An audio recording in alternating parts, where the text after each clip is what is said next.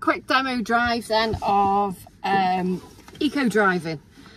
So looking at the weather, I'm going to do commentary driving as well, and you'll naturally see how eco driving complements defensive driving. So I'm looking at the weather. You can't actually see from the camera there, but I'm looking around now. Conditions are good, it's dry, just coming to dusk. Just going to start the engine there, and I'm in a car park, so I'm just looking over my shoulders, make sure no one's walking behind the vehicle, and I'm already away, just gently accelerating. The concept of eco driving really is gently braking. If you're in a manual car, you'd be gearing up as early as you can without losing control. So obviously safety takes over from any of this that I'm doing. Hopefully you'll be able to complement both of them with your eco driving and defensive driving. So I'm taking it slow. We don't want any heavy braking. Any heavy braking or heavy acceleration uses a lot more fuel or electricity. Well, actually it regenerates the battery. I'm going to do another video on electric vehicles. So concentrating on eco driving now, gentle accelerations, no point in accelerating hard. Highly likely we might have to brake because the pavement now is out of view and we don't know who's in front of that van or who's about to step out in front of the or behind the blue car. Predicting a pedestrian's going to walk in on my side of the road through these fences, or someone's going to get out the car. So again, I'm just rolling into situations and I'm checking my mirrors. I'm going to signal. I'm going right.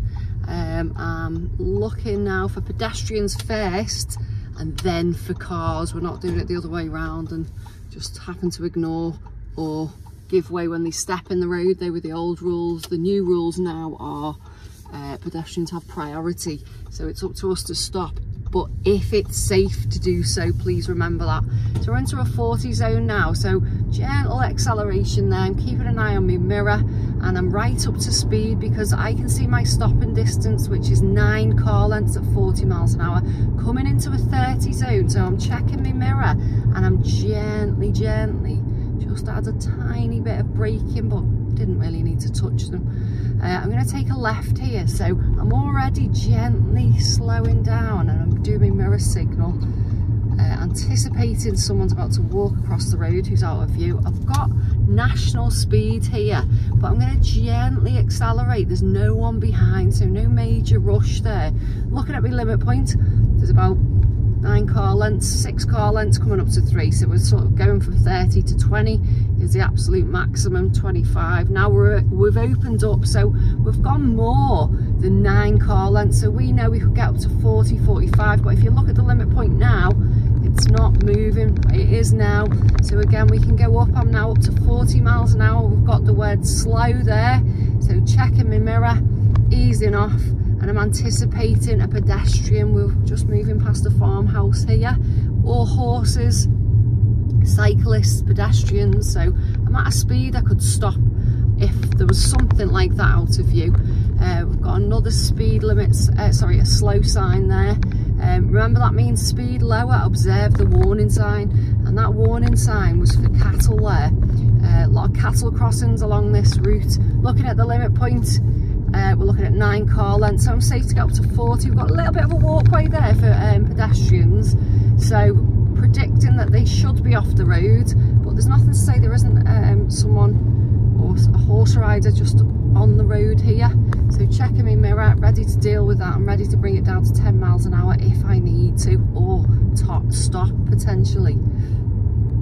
Limit point still moving there, so I'm happy there to go up to 141, just easing off, checking my mirror. Conditions are good, covering my brake in case I need to, and I can see lights, I can see a warning sign on the left. I'm already starting to brake, which gives a maximum warning for people behind, and I'm going to go straight on here, so I'm already looking. Early vision leads to an early decision, as some of you ADIs will know that saying. And as you can see on the left, we've got a highlighted sign. That means there's been crashes involving what they're warning us about, the council. We've also passed national speed. Now, anyone with any sense would know that doing 60 because that's the maximum that's national speed limit in this area, would be potentially very dangerous. We've just passed houses on the right hand side, there's no pavement, and we've got a limit point of about 9 car lengths, which even if we could get up to 40, you know, just as we get up to 40 we'd be slowing down anyway. So realistically, as we're coming into a 30, my appropriate speed there was 30. So we've got to overrule the traditional national speed signs on the rural roads there. They generally were just in everywhere. The council just plonked them in everywhere on rural roads. The old style was get your foot down, there's no one there. Well, we now know there are people there. Just past a crash site there where someone probably hasn't been paying attention and may have been breaking the speed limit. Quite often we see stuff like that after a bend or just before a bend. I'm checking my mirror, just past 2 slows there. If we see 2 slows preceding a bend, it means there's been crashes on that bend. 3 consecutive slows means there's been fatalities. So more paint, more restraint. I'm going to be taking the second turning on the left here, just after this bus stop. So I'm checking my mirrors, signalling, but again I'm looking for people. Is anyone waiting to cross? No, they're not. And gentle acceleration again. Trying to keep the wheels moving continually, so not coming to a complete and utter stop. I'm going to try and time it with traffic as well, which aids everyone around us. So not only are we getting more out of our engines, as in less wear and tear, we're also reducing the amount of fuel you're using, or reducing the amount of electricity, and prolonging the longevity of sort of brake pads. Now I've got the brow of a hill, which is my limit point there, so coming up to 6, maybe 3 car lengths now. So I'm potentially looking between 20 and 30 miles an hour as the appropriate speed. I've got someone behind me now, so I'm just going to start adding the brake lights. So I'm really gentle, but giving them extra warning time to respond. It's nice and clear. So I'm going to get up to sort of 27, between 27, 28, and then I'm just gently braking again for this bend, because we see the limit point's 3 car lengths, which is 20 miles an hour as a safe stopping distance. We know we can stop quicker than that, but we're talking about stopping safely, and that's with someone following. So always remember that it's not just about how quick we can stop. We know we can stop almost immediately with some of these newer cars, but it is about stopping safely. So we've got 2 slows there before the roundabout. I've already got my brake lights on, so I'm giving a maximum response time, but I'm aiding the possibility of me not having to stop at this roundabout. Looking early, we've got a Mercedes to the right, we've got a white car coming off. I'm happy to go, but I didn't have to come to a stop. I've just crawled in, and when I thought I might have needed to stop, I've just come into a slow roll. Checking my mirrors, no one behind. It's 30 miles an hour zone, street lights and houses, but we did just pass a 30 there coming off the roundabout. This is where I'll pop my cruise control on. It uses less fuel. Bin day there, not predicting any bin men at the time. It's actually 25 past 6. Just covering my brake and predicting he's going to come out. He is, so I don't want to have to do too much braking, or like we say, add too much wear and tear onto the engine. Looking at the limit point now, so I've got a good 9, maybe 12 car lengths, so we know we can get up to the limit. But as we look at the people there, that's our limit point now. It's reducing, I'm getting closer, we're now looking between 6 car lengths. I'm checking my right mirror, giving them a bit of space where it's possible. If it wasn't safe to do so because of an oncoming car, I wouldn't have done that. Okay, checking my mirrors now, looking at the limit point.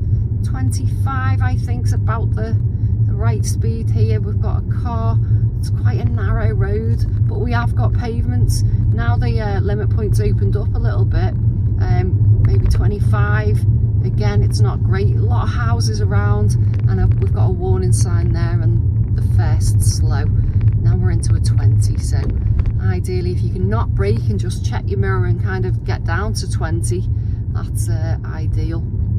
Another slow there, and an arrow telling people to get in. We know it's got quite a serious bend, and then there's the 3rd slow and a no crossing. So we've got double white, so we know there's been fatalities here. So this is where it's a serious bend. I'm going to reduce it down to almost 10 miles an hour. I'm just following it round, and there's no one else there. I'm just coming round this bend, looking right over. I'm having to use the right window, which you can't see, just to aid my visibility and to see a little bit more towards my limit point. But it's not great, still not great. Again, a little wall there to the left. I'm going to check my mirror and just slightly move out to give ourselves a bit of breathing space, and just monitoring my speed there. So we are in a 20, and when we see the 20 zones there, it's an area of elevated risk, so please remember that. And this is where I'd put my cruise control on, just because I find it very difficult when I've got a clear view of the pavement not to go past that. This used to be a 30 road, so I think when you know the roads as well, it becomes a little bit more difficult to change our ways. Checking my mirrors, moving out now, it's still in a 20. I've now got someone really close behind, so if I was getting stressed about that, which I tend to just ignore people like that, if I was getting more stressed and, you know, makes it easy for them, I'll just pull in and let them go. If they want to speed, that's up to them, none of my business. But you know what, they're at a safe distance now, abiding by the rules. I've got two people on the left hand side there, no one on the right. We've got a van parked on the left, potentially quite a clear road except for the bend coming up. Checking my right mirror, checking my left mirror. Got a warning sign there, obviously not school time now, so, but still could be an activity going on at the school. That happens, evening performances, not many cars, so I'm predicting there's nothing to worry about there. Looking ahead now, it's a bus route, so I'm now already thinking I may meet a bus somewhere along here. I'm going to start gently braking. I don't want to come to a stop. I'm going to check my right mirror. Remember, slow to flow, look to go. The earlier we can plan, the better our driving is, and the more reaction we're giving to people around. Warning sign there of people in the road. I'm just gently braking. If we've got to stop, we've got to stop, but ideally if we can roll in and just roll out, isn't it easier? Nicer drive, scanning the crossing obviously, nicer drive, and also it's using less fuel or less electricity, less power. So warning signs there, road narrowing. Like we say, we're on a bus route here, so I'm just keeping my speed quite low to deal with someone who may not be concentrating coming onto that bend, having met a few larger vehicles on this bend many a time. We've got a warning sign there for a junction on the left, and again we're still on a 20. Car there just rolling in, that's very polite of them. Always nice to sort of more like etiquette on the roads, that if we're coming up a hill, it's much harder to start than it is for someone to come down the hill. You can see two slows there preceding that bend on the opposite side of the road, so we know there's been crashes on that bend. Looking ahead now, nice and clear apart from the temporary lights. Now I'm checking my mirror, I'm predicting they're going to change, so I'm ready. I'm gently braking, and it's unlikely I'm going to be able to roll and roll and roll, but you know what, there's no harm in trying. It's quite a safe place to stop here. Always looking for the red square when red light shows wait here. So while I'm stationary here, we can turn our engine off, and it depends. If you've got a stop-start engine, that would do it for you anyway. It's completely up to you. I'm going to turn my engine off. It's an electric vehicle, so it's unlikely using much energy, but you know what, save it for the drive. That's my motto. I'm going to turn it back on now, just popping it into drive, and I'm gently accelerating out, checking my right mirror. I'm aware of the pedestrian on the left. Looking ahead now, it's all clear, no last minuters as I call them. Some people jumping the lights. Again, let's not get angry about things like that. Let's just be able to deal with them. Those situations, they happen day in, day out, and if you're a driver that's getting riled by other drivers and emotional behind the wheel, it will affect your driving and your concentration at some point. just better to treat everyone around you like they're not very good drivers. I think that's the best advice I can give you. Just gently slow, and not, we should be able to get through there. Yeah, nice and safe. Checking my left mirror and looking for people again at the junction. No one's there. I'm going to slowly roll out. So again, I would say in a 30 zone, we want to see a good 10 car lengths clear both sides of the junction before we make that decision. Not 2, not 3. Easing off and just covering my brake there for the girl. She had made eye contact before that. So looking ahead now, I'm going to go through West Kirby, Weka. As a lot of locals call it, and I'm just predicting it's going to be a little bit busier as we come into the main stretch there. So looking at the road ahead, and we've got a warning sign, and we've got the slow in the road there for the bends coming up. Got pavement on the right though, and a pavement on the left. So again, got a following motorbike now, so just predicting he'll want to get past me. So I've got my brake lights on, just very gently scanning the crossing there. He's really close now, so I want to give him the maximum response time as I'm coming into this 20. He's had loads of chance there to respond, and we've seen a number of slows there in the road, so we know we're entering an area of elevated risk. Scanning the crossing now. Knowledge is power. Sometimes we know the roads, but you know, the statistics are most crashes happen within 1 mile to 5 miles of your own house. That increases when between 1 and 10 miles. So scanning the crossing says to me we can get a bit complacent with the roads that are local to us. So commentary driving's quite good like that, so covering the brake, looking at the driver on the left, predicting they might want to shoot out, but no one is. Checking my mirror, bike is still behind, patient, and I'm predicting he's going to go now, so I'm just tucking in to give him a maximum chance. If he doesn't want to take that, that's up to him. I'm going to check my mirror, move out. He's staying behind. Looking ahead now, and again we're 20 all the way down here. So again, I'm tucking in. The motorbike is just to my right now, coming into my blind spot. He's decided to drop back. Again, a lot of people are finding these 20s really difficult to stick to. They are. I'm not gonna lie, they are.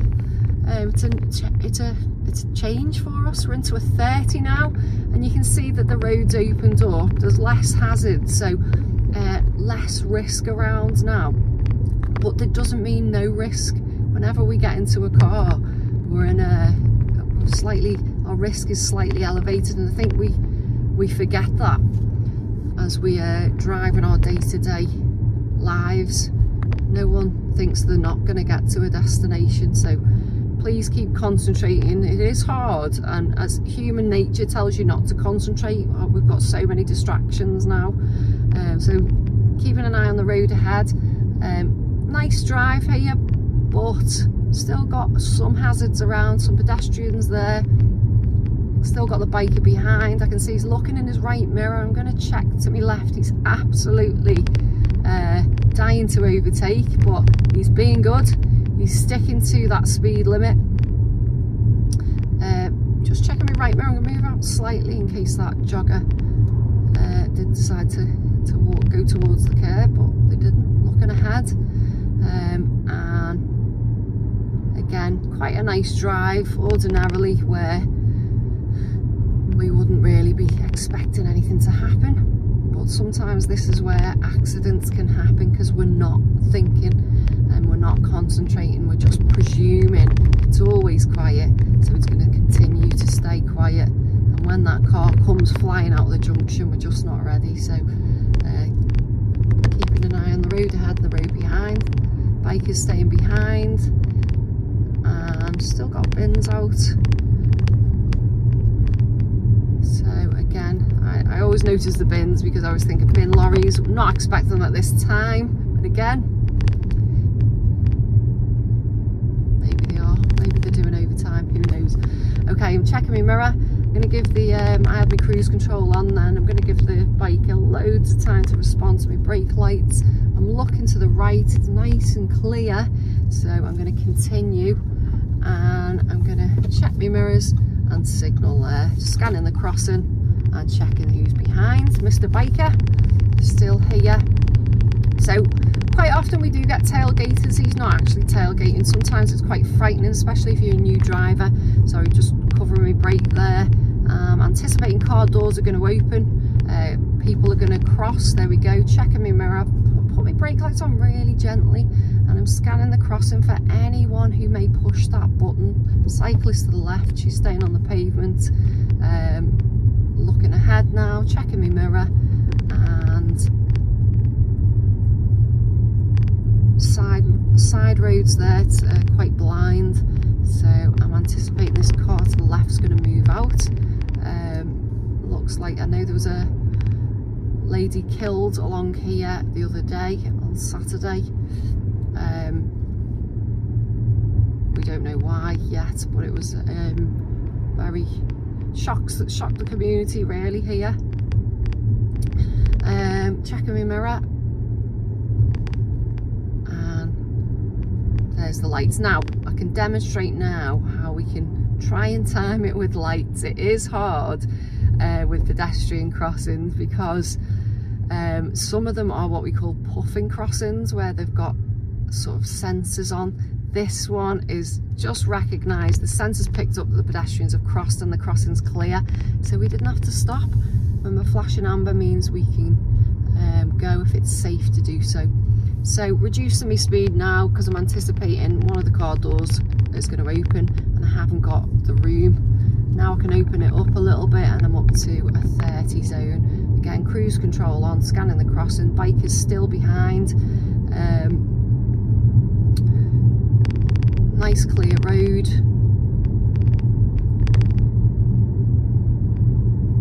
And cyclist safe. We've got some junctions along here, the visibility is pretty poor, and if we've got someone who's just a little bit eager and not sort of rolling into junctions like I've been demonstrating there and tended to look for the giveaway, stopping at the giveaway line, if they overshoot it or something happens there, I need to be ready.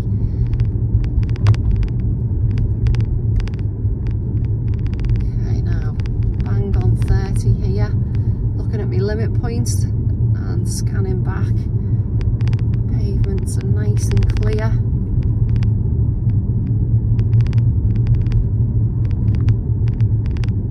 Bus stop to the left and the right. Potentially people might be turning into the pub there on the left. Covering my brake in case anyone comes out. No one is. Scanning the crossing. Checking my mirror. And just gently slow. I'm going to take the second left and I'm going to show you how I'm controlling. I've got my brake lights on, which is a signal. Signalling now for the second turning.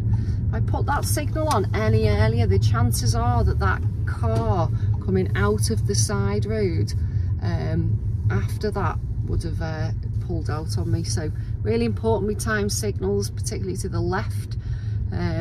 We usually say 8 to 10 car lengths turning right. Less likely that someone's going to pull out on you for a right turn. I'm looking for people now and I'm going to find a safe place to stop. Looking at the road ahead.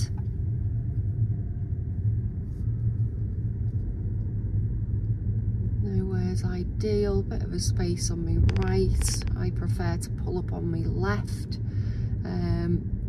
purely because it's easier to move off again. So predicting someone's going to come flying around that bend, covering my brake, jogging pace so I can stop instantly, and I'm going to pull up just here.